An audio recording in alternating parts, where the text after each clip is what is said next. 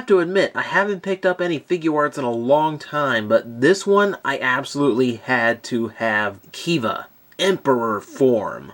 I feel kind of bad for this one because it seems to have been left behind in favor of Dark Kiva that sold out immediately, while this guy seems to be collecting a little bit of dust, and I really don't think it's warranted. Now, let's get a closer look here so you see what I mean. I guess we start, the obvious place. Look at the head sculpt. All that ornamented detail. The fangs, the molded in crest, all that little lining detail on the side. It is a Figuarts, so of course the level of detail work is incredible. Now there are some little things that the hardcore, the most nitpicky, are going to scoff at. A few details that aren't exactly right, but it still looks great to me. I mean, here you've got the crescent moon crest and the gem in between, all painted, the edge of it painted and everything. A lot of detail and design work went into this.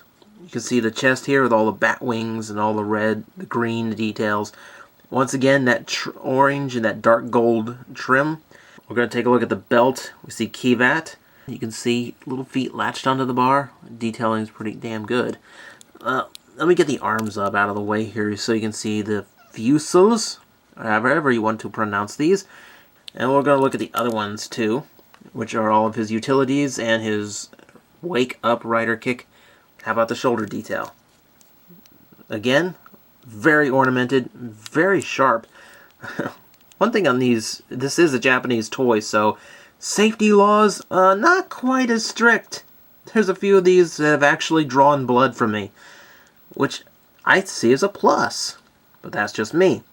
A lot of the detailing can be seen here on this kind of wing molded arm panel, as well as all that gold trim and all that intricate detail into the wrist cuff and the hand, molded in red, but everything has been painted, even all of the little fingers and little bitty things. If you're used to American action figures, this is just breathtaking because they get so much detail in. They do not cheap out in any spot.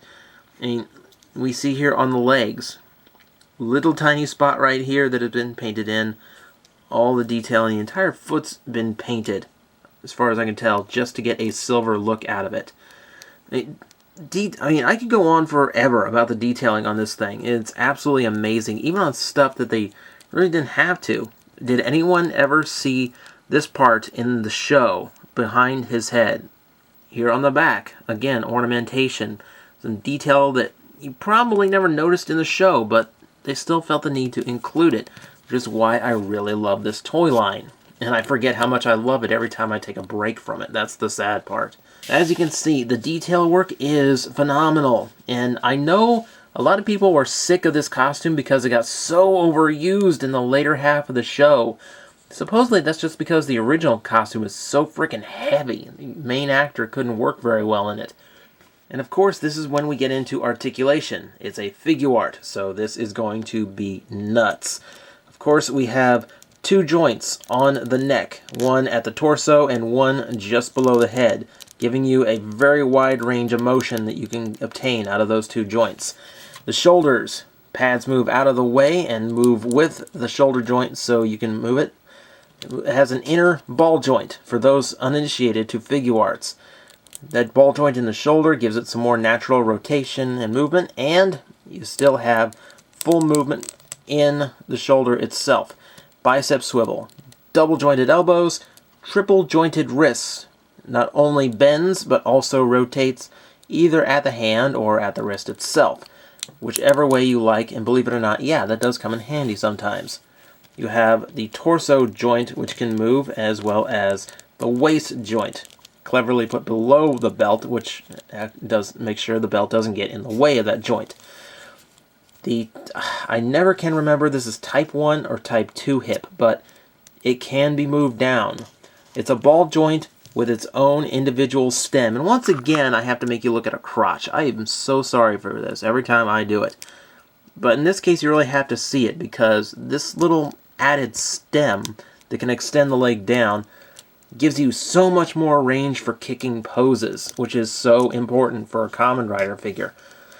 Of course, double jointed knee. Thankfully, it's molded in a way so that these huge blades that come off the back of his leg don't get in the way of his thighs. Nothing has a tendency to hit or clash against each other. And you also have the ankles. This is a ball jointed ankle, which a lot of people seem to be down on. And of course, it has the bendable toe. This type of foot means that, yeah, there is no die cast in there, because usually the feet have like 4 joints in them when they're made of metal, but it really doesn't hurt them very much. As far as accessories go, this is a bigger Figuart release, so he does have quite a few. Let me show you Tatsalot, for instance. I kind of wish of course the reel wouldn't work on such a small one. They got a lot of his painted detail in there.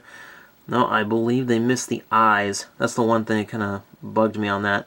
Otherwise, it's a fairly good representation for a small scale. It's not removable, so one warning there. It's a Figuart, so how about the hands? Since you can see, he's got your typical balled up fists. He also has your traditional grabby things hands, which have been molded for his sword that we will get to here in a minute. You will also have these wide open hands, which can be used however your imagination wants. And then you have these. Yes, he's a rock and roller. But no. This is his 2-finger up kind of double horn posing. Not quite sure what inspired that particular pose, but he's got the hands for it. So you've got 8 hands for him all together. Not bad. And of course the accessory that everyone knows this thing had to come with. The Zanvat sword, complete with this big bat thing biting down on the blade. Now you can see he has a ton of detail to him, very accurate to the show. Not only the sword itself, you can see the hilt there, it's got all the detail it needs. Also that little bat gremlin thing. Fangs, eyes, crest, even the ears, everything has been painted on this thing. And they didn't miss a detail. I mean, even that little wing thing on the back of him that was in the show, it's here too. I'm not quite sure why. I mean, again, tiny details. Love it. It's an all-clear plastic sword with a lot of silver detailing wrapping around it and all along the edge of the blade, leading up to the very tip, which is very blurry because it's such a tiny little thing. My camera's having a hard time focusing on it, which is unfortunate because it's a really cool-looking sword. It's a really cool-looking accessory. Now, he holds it fine with the holding things hands, which I'm sure you will be seeing in one of my little rotational shots right now. What I will go ahead and demonstrate is that, just like in the show, the little gremlin can move his mouth up and down the blade. Up and down the blade. Up and down the blade. Up and down. Let's stop that now. Now, there's a little bit of friction there, so it can hold its position anywhere on the edge of the blade, though I do worry that that comes at the cost of rubbing up against the silver painted on. Only time will tell if that's a problem or not. From that demonstration, you can see that nothing wore off that time, so I'm not quite sure where it's rubbing, but it's rubbing something in there. Rubbing's a really bad word for this sword. I'm going to put this away now. He comes with 2 more accessories, and this involves a little bit of a gimmick to him, that being his cape. You can see on the back it is actually 2 separate pieces, which have been airbrushed just a little bit, so you've got a little bit of a cloth effect to them.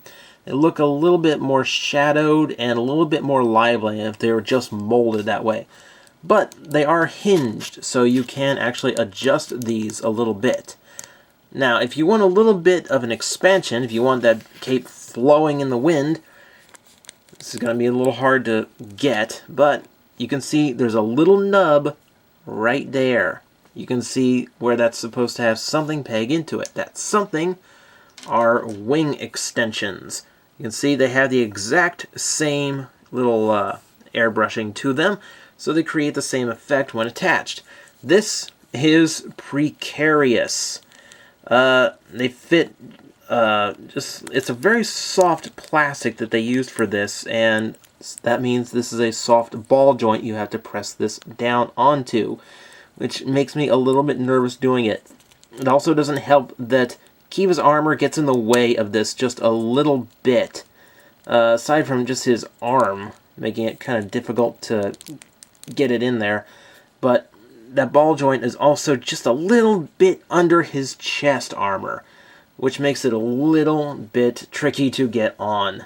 So it kind of makes me a little bit nervous doing it.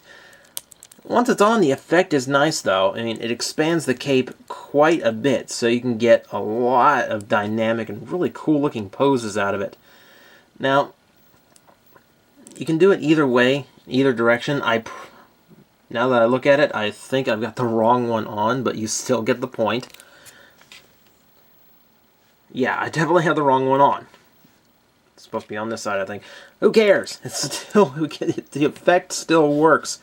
I promise. Okay, I'll give you detailed shots that actually have it on there correctly, so you can see what an idiot I am for getting this wrong at this point in the review. It's unfortunate that this design has a rap for being overused in the series. If you're one of those that missed out on Dark Kiva, well, this is not a bad substitute in the least. Go over to Hobby Link Japan, pick it up. I promise you, this guy is worth it. This is a phenomenal toy, as all Figuarts are. And the level of detailing and molding, as well as all the accessories you get, make this an incredible package if you are a Kamen Rider Kiva fan. If not, why are you watching this? Oh, I know what it is. You're new to Kamen Rider, aren't you? You gotta have the new things. Do the new show, the one that's on the air now. Okay, I hear ya. Alright, we'll have it your way. I can play that game.